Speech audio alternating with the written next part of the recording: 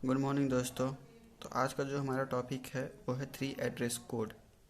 Three address code ये generate की जाती है front end of the compiler. जो हमारे कंपाइलर का फ्रंट एंड होता है वो थ्री एड्रेस कोड को जनरेट करता है, जिसकी मदद से हम इस थ्री एड्रेस कोड को बाद में मशीन कोड में कन्वर्ट करते हैं। ठीक, ये थ्री एड्रेस कोड एक इंटरमीडिएट कोड की तरह काम करता है, जो कि एक हाई लेवल लैंग्वेज और मशीन कोड के बीच का लैंग्वेज होता है। ये ईज़िली जनरेट की जा सकती है और इसे ईज़िली मशीन कोड में कन्वर्ट की भी जा सकती है। थ्री एड्रेस कोड जनरेट करने के लिए तीन एड्रेस का यूज़ होता है और एक ऑपरेटर का यूज़ होता है। किसी भी एक्सप्रेशन को दिखाने के लिए तीन एड्रेस और एक ऑपरेटर की ज़रूरत होती है थ्री एड्रेस कोड में। जो एक्सप्रेशन से जो वैल्यू जनरेट होती है थ्री एड्रेस कोड में, उसे एक टेम्पररी वेरिएबल में स्टोर की जाती है, जो कि कंपाइलर द्वारा ही जनरेटेड होती है। ठीक, और जो ऑर्डर ऑफ एग्जीक्यूशन होता है, मतलब ऑर्डर ऑफ ऑपरेशन जो होते हैं, ये कंपाइलर द्वारा ही डिसाइड की जाती है। ठीक, एक एग्जांपल से, जैसे ये एक्सप्रेशन है, इससे हम इसका थ्री एड्रेस कोड हम बनाते हैं। ठीक है, तो हमारा एक्सप्रेशन है ए एस्ट्रिक माइनस बी प्लस सी ब्रैकेट में। तो इसका थ्री एड्रेस कोड बनाने के लिए पहले हम बी प्लस सी को थ्री एड्रेस कोड में कन्वर्ट करेंगे। तो इसे हम लिखेंगे T1, जो कि एक वेरिएबल है। T1 equals to B plus C. देख सकते हैं यहाँ तीन एड्रेस है, 1 2 3 और एक ऑपरेटर है प्लस। ये हमारी हो गई बी प्लस सी का थ्री एड्रेस। अब हम बनाएंगे ये ब्रैकेट बी प्लस सी माइनस का थ्री एड्रेस कोड। इसके लिए T2 इक्वल्स टू, ये माइनस जो है ये यूनिटी माइनस है, मतलब ये दो ऑपरेटर के बीच नहीं, मतलब दो ऑपरेंड के बीच नहीं, एक ही ऑपरेंड। तो इससे हम लिखेंगे यू माइनस, मतलब यूनिटी माइनस T1 का यूनिटी माइनस। अब हम फाइनल लिखेंगे T3 equals to A asterisk T2। ये हो गया हमारा पूरा एक्सप्रेशन। ठीक, अब हम देखते हैं कुछ और three address code for conditional statement. जैसे ये हमारी एक कंडीशनल स्टेटमेंट है, इसका थ्री एड्रेस कोड बनाते हैं। तो इसे हम बनाएंगे ऐसे। पहला स्टेटमेंट होगा हमारा if A is less than B go to. अगर ये स्टेटमेंट ट्रू है तो गो टू मतलब जाएगा कौन से स्टेटमेंट पे, वो अभी हमें नहीं पता, इसे अभी हम छोड़ देते हैं। अगर ये ट्रू है तो, अगर फॉल्स है उसके लिए गो टू यहाँ लिखेंगे। गो टू, ये हो गया हमारा सेकेंड स्टेटमेंट। थर्ड स्टेटमेंट हमारी हो जाएगी इसकी statement P equals to Q plus R। तो इसके लिए हम लिख सकते हैं T1 equals to Q plus R। Fourth हो जाएगी हमारी P equals to T1। Fifth हो जाएगी हमारी गो टू, मतलब कि अगर ये स्टेटमेंट ट्रू है तो ये एक्सप्रेशन इम्प्लीमेंट होगी और इसके बाद ये नेक्स्ट ऑपरेशन पे जाएगी, मतलब नेक्स्ट स्टेटमेंट पे, जो कि अभी हमें पता नहीं है। अब हम आगे लिखते हैं 6। ये हो जाएगी इस एक्सप्रेशन के लिए लिखते हैं। तो T2 equals to U plus W। Seventh statement हो जाएगी हमारी V equals to U plus W। Complete होने के बाद यहाँ पे हम लिखेंगे go to.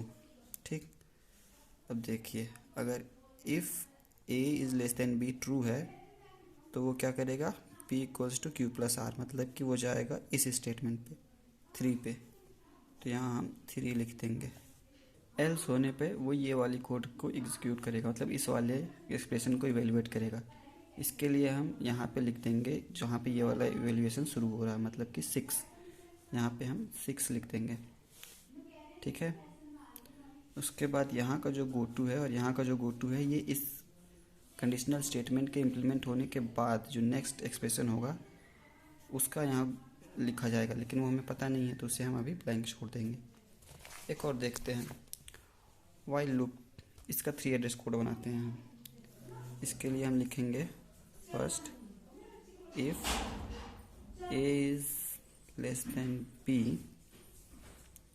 Then go to, अभी हमें पता नहीं है, यहाँ पे हम लिखेंगे गो टू मतलब एल, अगर ये ट्रू नहीं, अगर ट्रू है तो गो टू, और ट्रू नहीं है तो उसके लिए अलग से 3 हो जाएगा हमारा T1 equals to Q plus R, और 4 हो जाएगा हमारा P इक्वल्स टू T1, ठीक। और इसके बाद एक और गो टू स्टेटमेंट आएगी, इसे समझते हैं। While A is less than B implement this expression, ये हमारा वाइल लूप है। तो if A is less than B then go to implementing this expression, तो ये यहाँ से हमारा स्टार्ट है, यहाँ हम 3 लिख देंगे, ठीक।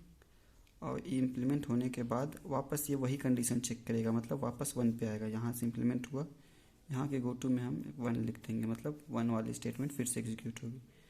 अगर ये स्टेटमेंट ट्रू नहीं है तो वो गो टू जाएगा नेक्स्ट जो इसके आगे इंस्ट्रक्शन होगी इसे इम्प्लीमेंट करने, वो हमें पता नहीं है तो इसे हम अभी ब्लैंक छोड़ देते हैं।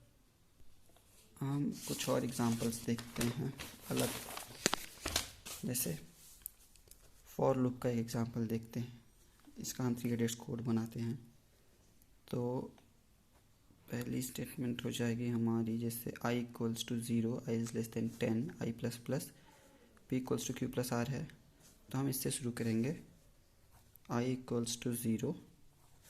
सेकेंड स्टेटमेंट हमारी हो जाएगी if i is less than equal to 10 then go to. Third statement हमारी हो जाएगी अगर ये ट्रू नहीं है देन गो टू, ठीक। अब हम इसे इवेलुएट करेंगे, नहीं इसे लिख देते हैं पहले इसके बारे में। तो 4 लिखेंगे हम T1 equals to i plus 1, 5 लिखेंगे i इक्वल्स टू T1, 6 हो जाएगी हमारी गो टू, और 7 हो जाएगी हमारी, एक्सप्रेशन को इवेलुएट करेंगे T2 equals to Q plus R, 8 हो जाएगी हमारी P इक्वल्स टू T2, और 9 हो जाएगी हमारी गो टू। अब go to if i equals to, मतलब for i equals to 0 to i less than 10, अगर ये ट्रू है तो वो ये एक्सप्रेशन इम्प्लीमेंट करेगी। तो यहाँ पे गो टू में हो जाएगा जहाँ एक्सप्रेशन है ये 7 यहाँ लिख देंगे, एल्स वो नेक्स्ट वाला पार्ट एग्जीक्यूट करेगी, वो हमें पता नहीं, इसे ब्लैंक छोड़ देंगे। उसके बाद इम्प्लीमेंट करने के बाद वो i को प्लस प्लस करेगा, i प्लस प्लस, यहाँ होंगे टी को i plus 1, i equals to T1 then go to, वापस ये कंडीशन चेक करने 2 वाली, तो यहाँ हम लिख देंगे 2। ये हो गई। एक और देख लेते हैं लास्ट इसकी, if a is less than b and c is less than 10, p equals to q plus R, else v equals to u plus w। तो हम इसकी 3 एड्रेस कोड बनाते हैं। तो पहला हो जाएगा हमारा if a is less than b go to, अगर ये ट्रू है तो गो टू, अगर फॉल्स है तो गो टू जाएगी सेकेंड। थर्ड हम ये वाली कंडीशन चेक करेंगे, if c is less than d then go to, else go to. फिर हम इस एक्सप्रेशन को देखते हैं,